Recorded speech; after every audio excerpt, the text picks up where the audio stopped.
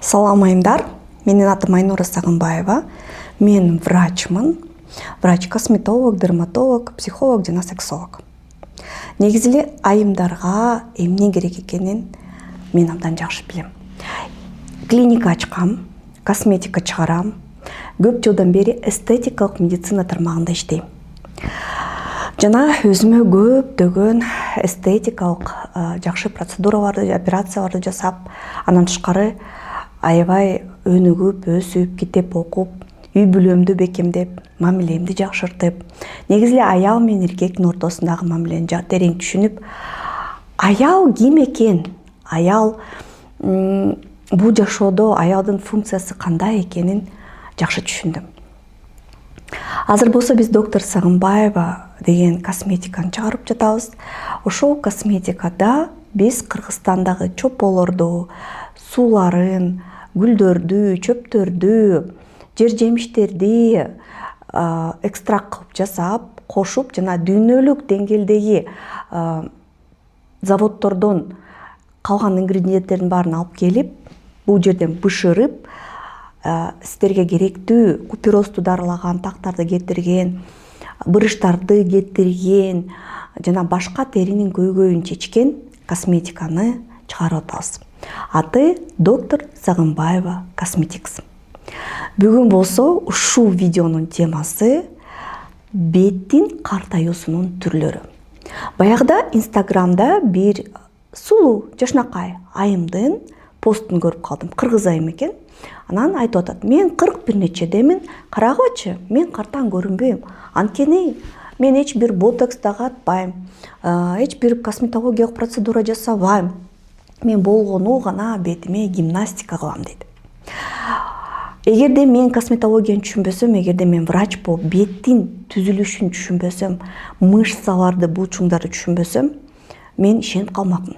Ушунчалык окшоштуруп айтып атат да. Жабан гана Кыргызстандын инстаграмында эмес, орустардын да инстаграмында бүгүн face fitness, бетке гимнастика жана башка нерселер аябай кеңири тарап, ошону менен жашарасыңар, ошону менен жаш көрүнөсүңөр деген имиштер пайда болду. Бүгүнкү видео менен мен көптөгөн мифтердин баарын жоём. Биринчиден, урматтуу айымдар, беттин картаюусунун 4 түрү болот. Баягы мен картаң эмесмин, анткени мен гимнастика жасап атам бетиме деген айымдын бети картаң. Бирок ал өзү билбейт. Анын бети чарчаңкы типтеги картаюуга кирет. Мисалы, менин бетим дагы чарчаңкы типтеги картаюу. Мындай айымдар өтө бырышпайт. Мындай айымдардын териси мисалы майда бырыш баспайт. Өтө салаңдап ылдый түшпөйт. Бирок жаш кезекте аябай чарчап каласың го, анан жакшы уктап турганда бетиң свежий, сонун болуп калат го, андай болбойт. Дайыма аябай чарчап тургандай абалда көрүнөсүңөр. Ошон үчүн чарчаңкы картаюу типи деп койгон. Кантип билсек болот? Биринчиден, ооз менен мурдун ортосундагы сызыкчалар тереңдейт. Экинчи пайда болот, могу жерде брыли деп коет. Бир аз болсо дагы брыля пайда болот. Экинчиден, бет бир аз ылдый түшөт, көздүн асты көгөрөт жана бир аз ылдый түшөт. Кирпиктин ылдый жагы бир аз ачылып, көзүң алайып калды деп айтат эмеспи? Бетти караганда көпкө уктабай, аябай чарчап, аябай ойлонуп, жашоодон тажаган адамдай болуп калат да. Буну чарчаңкы абалдагы картаюу деп коет. Экинчи түр, Кыргызстанда абдан көп кездешкен түр, бул деформациялык картаюу. Деформация деген бул беттин ылдый түшүп бузулуусу. Мисалы, чарчаңкы абалдагы картаюу менен беттер көбүнчө арык чырай айымдарга көз каранды. Арык чырай, өтө семиз эмес, мындай жаш көрүнөт деген айымдар ошо чарчаңкы абал менен картаят. Деформациялык бул көбүнчө ашыкча салмагы бар же бети тоголок, териси калың, көбүнчө ирет майлуу да болуп кетет. Анан белгилери кайсы? Бет салаңдап ылдый түшөт. Бырыш деле жок, көп деле бырышпайт, тери калың да. Экинчи пайда болот. Могу жердеги сызык менен могу жердеги сызык биригип калат. брыля пайда болот, чоң.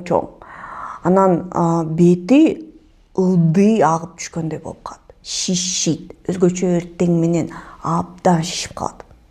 Үчүнчү тип бул майда бырыш түшкөн тип. Көбүнчө Европа улутундагы айымдарга же чапжак деп коебуз го, чапжак, арык айымдарда пайда болот.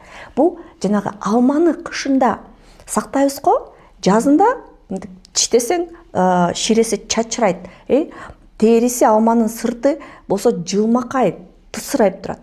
А кышында бир кыштап анан жазында алып чыккан алма майда бырыш басып, читесең дагы ширеси чачырабай акырын агат да.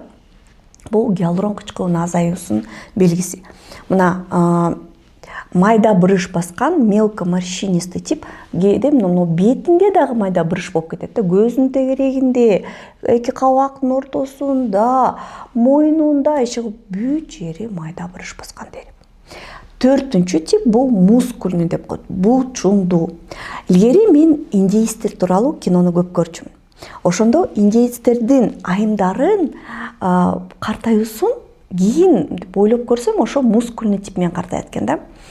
Бул ээктери чоң, сөөгү чоң, анан эркекке окшоп бети кургап барып картаят да. Бети орустар айткандай черталары грубый болуп калат. Женственность кетип калат, назиктик кетип калат, кургап барып чапжак. Бырыш деле жок, экинчи ээк деле жок. Карасаң, бет ылдый деле түшкөн жок, бирок эмнеге картаң көрүнүп калды бул адам деп. Жакшы карасаң, бети кургап, жалаң булчуңдар калгандай. А бет эмне үчүн жаш көрүнөт? Бет май үчүн жаш көрүнөт. Ошол май ордунда болуш керек, ылдый түшпөш керек, эч жака качпаш керек. Бетте булчуңдар болуш керек жана сөөктүн калыңдыгы туура болуш керек.